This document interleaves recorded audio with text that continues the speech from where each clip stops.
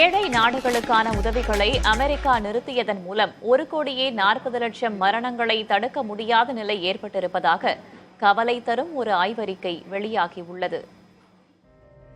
அமெரிக்க அதிபர் டிரம்ப் இரண்டாவது முறையாக பதவியேற்ற பிறகு ஏழை மற்றும் வளரும் நாடுகளுக்கான நிதியுதவிகளை நிறுத்தினார். அமெரிக்கா செயல்படுத்தி வந்த 83% திட்டங்கள் நிறுத்தப்பட்டுள்ளன. இதனால் உணவு, மருத்துவம் உள்ளிட்ட உதவிகள் ஏழை மக்களுக்கு கிடைக்காத நிலை ஏற்பட்டது. அமெரிக்காவின் இந்த முடிவு சர்வதேச பெருந்தொற்று அல்லது மிகப்பெரிய போரால் ஏற்பட்ட அழிவுக்கு இணையான பாதிப்பை ஏற்படுத்தும் என ஸ்பெயின் நாட்டைச் சேர்ந்த மருத்துவ பேராசிரியர் டேவிட் ரசெல்லா நடத்திய ஆய்வில் தெரிய வந்துள்ளது. உலக புகழ்பெற்ற மருத்துவ இதழான லான்செட் இந்த கட்டுரையை வெளியிட்டுள்ளது.